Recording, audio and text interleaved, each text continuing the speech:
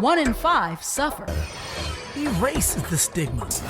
Brain difference is not a crime. Mental health isn't just your problem. It's our problem. And now, Mental Health Mondays with Marla and Dave. Welcome to Mental Health Mondays. We are again and always Marla and Dave. I'm Marla. Yes. And I'm Dave. Right up front, I want to remind you guys to text the word GIVE, G-I-V-E, to 818-698-1021 and support our A Dollar Today Keeps the Stigma Away campaign. And I want to jump right in and say this. We sincerely, and I really from my heart encourage you to join us with our campaign, because it is content such as what you're hearing tonight and what you've heard over the last year and a half that really helps people understand mental illness and to know that we're erasing stigma and you're not alone. So please join us. And we are currently also raising money to build mental health transition homes. That's our goal for this year. So we need your support. Anyway, we welcome back to the show Clinton-Holmes and Kelly Clinton, and to be more specific, Kelly Clinton-Holmes. You know, and so go ahead, Marla. I never realized that it was that is Clinton. Was that a plan? Well, you're Clinton-Holmes, and yeah, it was God's plan. But that's my maiden name, and I was like, because I've never been married until I married my sweetheart. Aww. So there you go. Well, I want to remind you guys that first of all, they're both power entertainers. I said last week that when I first got to Vegas, I forgot which marquee I saw it on.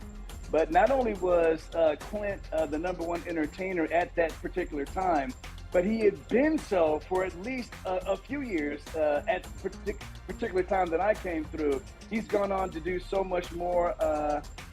He and I actually have been a part of a show together, Georgia on My Mind, the music of Ray Charles. He's done so much more. As I said last week, he's working on a one-man show. He's actually retooling his one-man show and adding to it, as Kelly reminded me, as well as he's been a lyricist on a musical that he's worked on, and we'll get into that as the episode continues. But Kelly Clinton is an entertainer herself. She was, I reminded you guys last week, she was the Entertainer of the Year in 2015. She was the headliner for years at the exclusive Las Vegas Sterling Club at Turnberry Towers. Oh my goodness, we're greats like Mary Wilson and all of the great entertainers in Las Vegas would just stop by because her show was so great and they would just hang out. So she does it all as well. And what is known as, what I guess Clinton informed me, they're called shenanigans. Kelly is known for her shenanigans. That should be the name of the show. And when we come back, we'll get into all of this. We'll be right back. Yes, for sure. Well, Dave and Marla get together. Darling. Mental Health Mondays with Marla and Dave and NAMI San Fernando Valley believe it doesn't take much to make life a little better for our neighbors, coworkers, friends, our family members, even our children who suffer with mental illness. When you support our A Dollar Today Keeps the Stigma Away campaign, you are doing your part to erase the stigma surrounding mental illness. For just $1 today, or $1 a day for 1 week, just $7, we can look forward to a future that does not include the unfortunate and uncomfortable stares, bullying, and the subsequent isolation that our loved ones who suffer with brain differences deal with. Text the word GIVE, that's G-I-V-E, to 818-698-1021 to donate. A Dollar Today Keeps the Stigma Away. Brought to you by Mental Health Mondays with Marla and Dave and NAMI San Fernando Valley.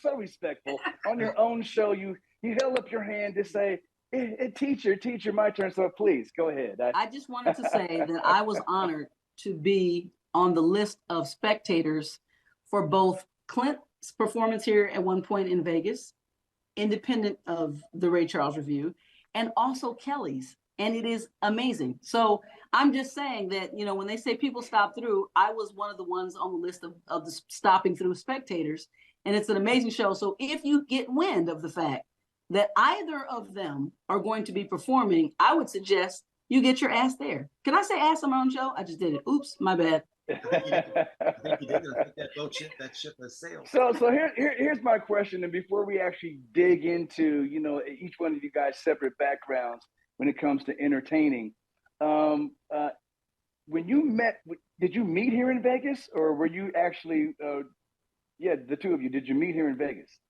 Yes. I as I said last episode, that I grew up here from 12 years old on, and Right. so I have a best friend. Her name is Lena Prima. She's a great entertainer, and she met Clint's musical director and best friend of 45 years when they were working. Clint was headlining at Harrah's, and he had a showroom there, and she brought me to see Clint and his musical director, and I was like, what is going on up there on the stage? I was blown away by him. But so we all became friends, and then we worked together. We did a show together with Sheena Easton. Anyway, so we were friends for about 4 years. I think you just dropped something, Kelly. I think you. Oh, it was a name. Sheena Easton. Yeah. It was a name. I saw it fall. The fact that you guys did a show with Sheena Easton. I saw it fall. Anyway, so we met and we were friends, and then we worked together, and after a few years, we became more than friends. But we met through our best friends is the cool part. Yeah. That's very cool. Yeah, changed my life for the better. This woman. I love that. Most. I love that. No. No, he's talking about you. I've never seen him when you weren't there not talking about you. Half the time we're like, oh my God, here he goes again. No. I'm sure. If I'm not talking about her, I'm talking about our dog. Hey, wait a minute. I love it. Sometimes more about the dog. That is true. You guys have that. You understand because you're married to your best friend. Your best friend. Absolutely. We are definitely We were best friends for first sure. before we had any romantic linkage at all. We were so friends that it was illegal. Dave was chasing me around when I was in second grade. What is that? That's a whole. No, that's not. That would be illegal if I was like. Over You were, 21, yes. David. You had a 5 o'clock I show also in was the second in grade. second grade. Yes, there you go. I saw pictures. I'm pretty sure you were driving the carpool.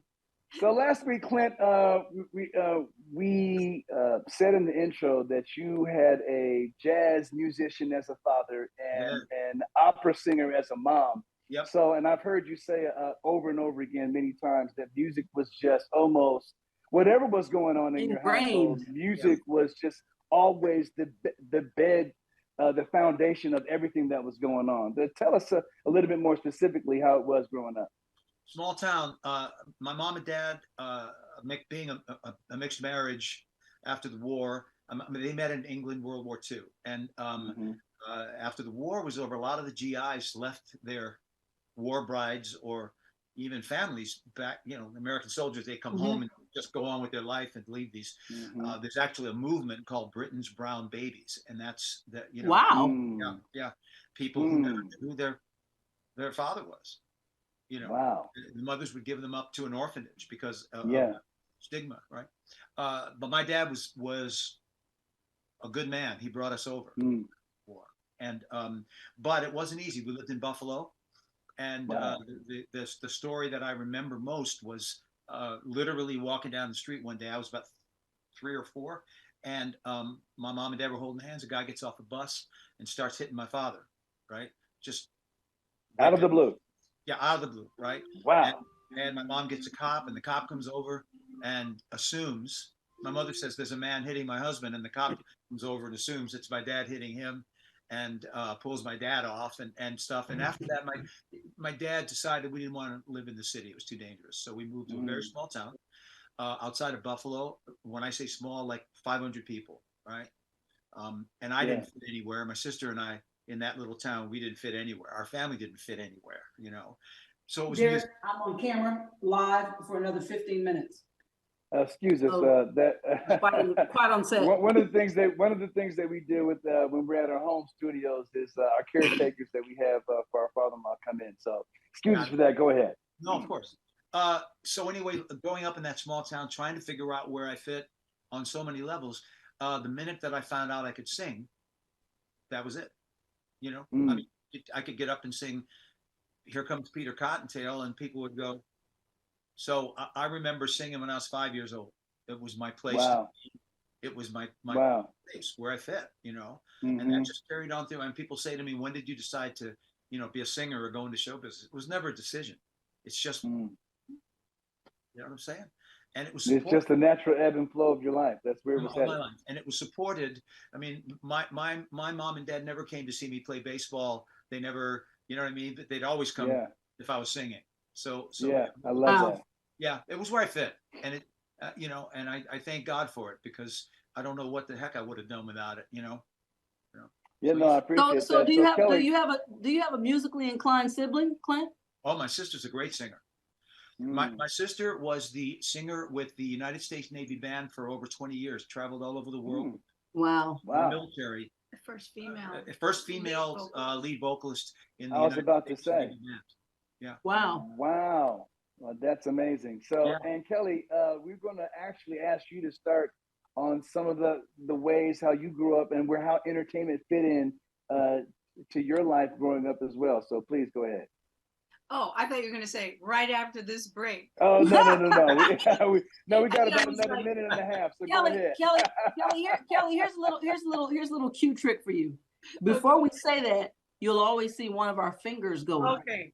All right. So if you don't see the finger, it's not time to right after this break. This now- brings a whole lot of things to mind, but go ahead. But if I do it, do I have the power? No, Kelly, because this is not yet, we've not bequeathed you the Okay. Clint and Kelly show. All right. All right. I'll talk fast though, because now I've used up all that No, time. no, no, we got a whole nother segment. So as I mentioned the last show is humor was what, I saw the Carol Burnett show when I was probably Wow. Yeah. An 5. amazing show. And so I that still watch it from time to time. Yeah. it still holds, it's still funny today. It's still valid today. So I saw the variety show but especially the Carol Burnett show. And that was where I felt I fit in. I was just so attracted to the comedy and the sketch comedy, but she and all of those variety shows at the time were singing, dancing, and then you would do a number with the guest. But I'll tell you more about that right after. When we come back. Right after the break. I love it. And she's a professional. We'll be right back.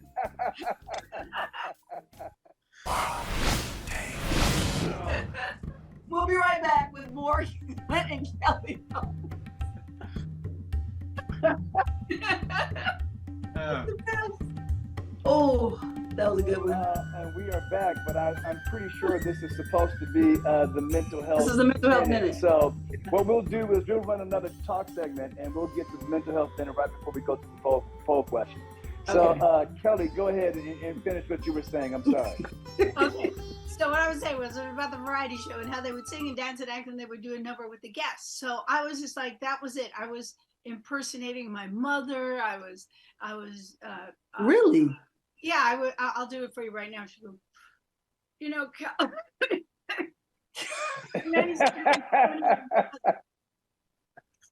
God forbid something ever happens to me. Say, for instance, I slip into a coma. Don't give up. Read to me, nurture me, and for God's sakes, pluck my chin hairs. So Oh my God. that was my place in the family. We were all silly and crazy, but then I got into acting and sketch comedy. That's funny. That's very funny. Yeah. And that's it. The rest, I quit college to go into the. But the singing, because you can sing. So did you just Exactly. so basically variety is definitely in your repertoire, but the singing, because when I saw you, yes, you're very funny and personable, but you can also sing. So was there a musical link to all of this? Well, there was no one in my family that sang, and but in high school, well, I loved Cher and I loved Elvis and I loved Gladys Knight. So I think one of my first Christmas gifts, like around 10 years old, was a Mr. Microphone before they were called Mr. Microphone, because that was. So my friends from New Jersey back in school, when I see them to this day, they say, we just remember you walking down the street singing Country Roads. I don't know. Anyway, so I just sang, and then when I got to Las Vegas, there were a lot of like musical classes, and there was a pop vocal group, so I auditioned for that. But I always mixed it all together. That's where I'm comfortable, is mixing the entertainment variety with just like the Carol Burnett show. Yep. just like it. So that's that's my favorite place to be, is with a wig. Tell them and a when you met costume. Carol, real quick. The first time you met Carol. Oh my goodness. Did meet Carol Burnett. Oh, so I have to tell them, I already met one of my heroes, Gladys Knight, and I just made a fool of myself. I was like, hey, it's midnight. To me, and woo, woo. And she called security. Long story short, Yeah. So when I left in handcuffs. I got to meet Carol Burnett, but I rehearsed in my brain that I wasn't going to say anything. So I met her, and she was sitting, and we, hi, nice to meet you. Shut up, shut up, shut up. And then in my brain, I said, my thoughts were, you have to tell her what she means to you, or you'll regret it forever. So I said, Carol Burnett, you're the reason that I'm an entertainer. And she reached up and put her Oh my face goodness. to my cheek, and she said, thank you for telling me that. Yeah. So anyway. Yeah. Oh, man. So let me get this straight. Oh, You so- met Gladys Knight and you went to jail, but you met Carol Burnett and you were validated for everything good that you wanted to bring to entertainment. Yes, There you That's go. a fair trade. they did Fair walk trade. me out. They showed me to the door though somehow, but it was thrilling. It was worth thrilling. it. It was Yeah, worth it was worth it. Anyway, so that's my story, and that's what I do. Is I do shows and I have special guests. And you are very good at it, by the way, seriously. I have really been, I don't false advertise. So Thank you. I do enjoy what you do. Thank you coming from. And so I have to ask about, it's just important because, you know, a lot of the things, like several interviews, and I'm going to, you know, borrow Kelly's name mug and, you know, pour some juice out here. But in some of the interviews we've had, most recently Marcus Miller, it's interesting that I now feel like sitting here talking to the two of you, talking to the guys in Take Six, talking to Marcus Miller, and it's a handful. You know, I'll throw Layla Hathaway in there, and the pressure that when these fractures exist, and the survival is what I'm getting to. How have the two of you been able to survive? Because entertainment in itself is and demanding, and you can really get lost and develop some issues within yourself if you're not careful to manage it. So how have the two of you survived this industry and be in a brain balanced way? Well, we're surviving it every day. You know, I mean, it's difficult. I think the payoff is that when we do what we do, it's such a pleasure. It's you know, David, you've heard this. We don't get paid to perform. We get paid to travel, because Absolutely. once we're performing, Yeah, we're true. where we need to be. It's all the other stuff that goes with it that makes it difficult. For me, when she came into my life, I was going through a whole bunch of stuff, and I was trying to make some decisions in my life. And when I met her, to make the long story really short, I understood that this is where I needed to be. And if I gave up on the potential of being with this person, I would regret it for the rest of my life, because in our case, she gets it all. She gets it. You have to, you know, she'll know when I'm down about certain things, or when I'm excited. She'll always listen, no matter, you know, in our marriage vows, we wrote a vow that said, I promise to laugh at your jokes no matter how many times. That's pretty good. Yeah, because you know, because you made it official too. It's not that you know the obligatory laugh. It's truly the obligatory laugh. Yeah. Well, you guys probably have this Yeah, you guys have the where same you say, tell them the dog joke, or tell them the story Exactly. about you, or this. Tell them what happened to you. We both do that to each other when we're with new people or people that we haven't shared a story with. I go, tell them. I think the funnier part about that is that that's the one deterrent. I think, why don't I just walk out the door? Because I can't tell all these stories over 35 years ever again. I can't do it. Well, I'll never remember. Thank Dave God for the stories. Gets to stay. No, it's because our dare I say, what we do is intimate on its face. Yes. The writer, right? So Wow, that's really big, Clint. Things are intimate on its face. Yeah. Okay, keep going. Yeah, it is. And I mean, she will always listen. Yes. She will always listen. Hey, listen to this. I wrote this verse. What do you think of this? You know, oh, well, I'll stop what I'm doing and I will listen. You know, and if you don't, because I've been in relationships where it just wasn't important. You know. Well, they didn't relate, maybe, you know. We understand each other because we're in the same business. We're not exactly alike. We don't feel every single thing, you know, the same. We're not, but we totally understand. It's not foreign in any way. I know what it means because he's creating something that it's important to listen. You know, and I have he listens to me, you know. Right. So that's the intimacy and sharing. Yeah. The difference is my stuff lasts about a minute. Hers. I think all the details are important. I love it. When I talk to Dave, sometimes when he's in a crazy talkative mood, which is rarely, I say, "Are you still talking? Haven't you used up your 100-word count for the day? What are you at, like 200?" I was gonna say, you guys are talking about, hey, tell that story. Usually, if someone, even Marla, says that to me, I'll start off telling the story, and within about 15 seconds, it's Marla telling the story.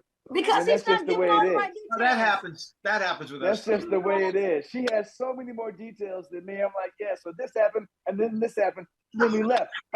She's like, no, and then You know why? this. Because I want us all to just focus in on Dave's frontal lobe. Look at his forehead. His frontal lobe is not meant to store memories. It's meant to create music. Mine's smaller because there's nothing in here but family memories and events right here. So I forgot to mention that Marla also was a working comedian for a little while. So and which is why I stopped coming to her shows, because the minute I walked in, inevitably the only seat left in the place would be the very front row.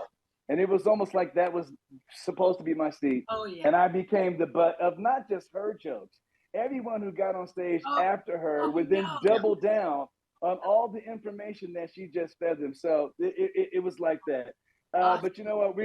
Since we actually had this really great double talking segment, and we'll get right back. And Kelly, yes, thank you. I saw the finger go up. That is my reminder. So we're going to quickly go, and we will do the mental health minute, and then we'll jump right into the poll question, and then we'll come back to another talk segment. Okay. Be right back.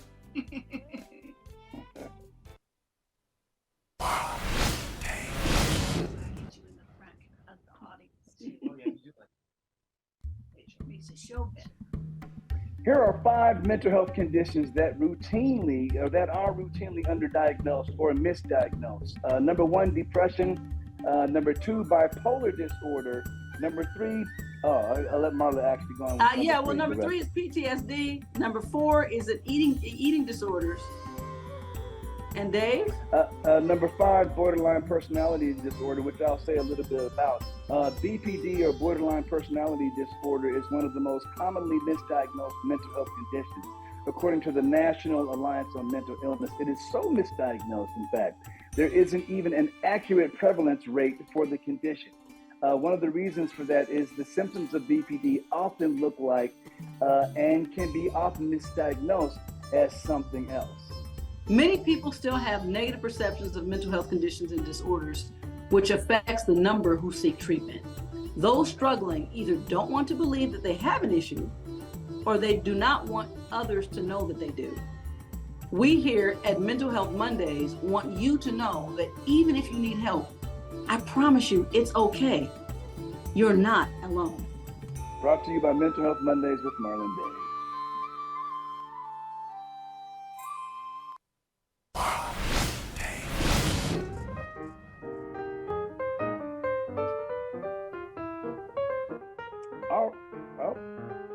go. Okay, and we're going to quickly go back and do our poll segment here. Marla, remind us what the poll question was last week. Last week, I will not only remind you of the question, but remind you how our guest answered the question. Thank you. And last week, we asked what percentage of homeless adults staying in shelters live with serious mental illness. And as chivalrous and as welcoming as we are to all guests, we offered Kelly and Clint the opportunity to answer the question. And they answered 17%, which was dead ass wrong. Now, I normally don't say that, but they're our friends. So I just want you to know that it was 26%, but we are people who believe in giving second chances. So the question we're going to ask you again, which you'll have to tune in next week to get this answer. Which of these conditions are you most likely to develop?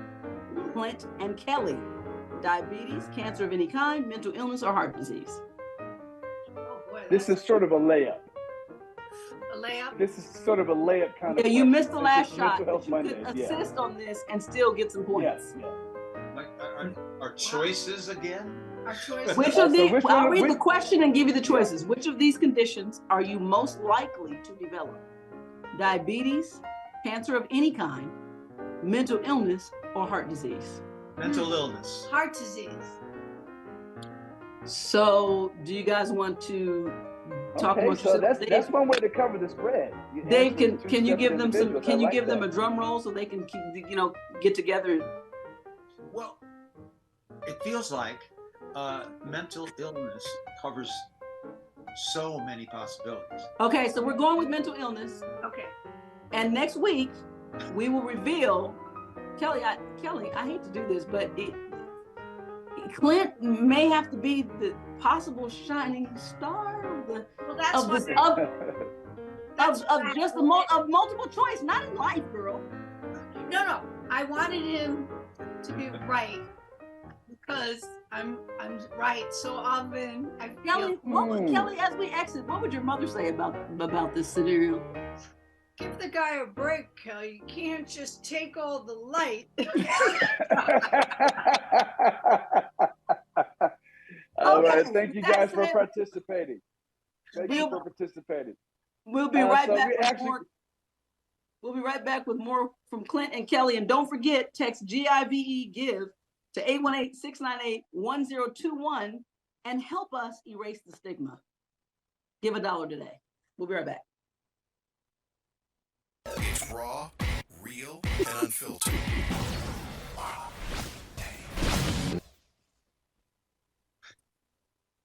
Well, in the words of Carol Burnett, I'm not going to sing because I'm not a singer, but either one of the three of you can give us a little lead into I'm so glad we had this time together. I'm so glad we had this time together. Just to have a laugh and sing a song. I Scat. love it.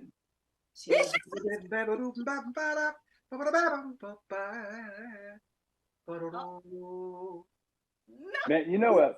I'm so glad that you sang that melody because one time, I remember in high school, because we used to watch the Carol Burnett show all the time, I went down to the piano. I was like, wait a minute, this melody is so beautiful and the changes underneath are extremely gorgeous. So it sounded simple the way she did it, especially as she came on at the end of the show, in her little robe and the broom. But it's an amazing song. Do you know if she wrote that herself?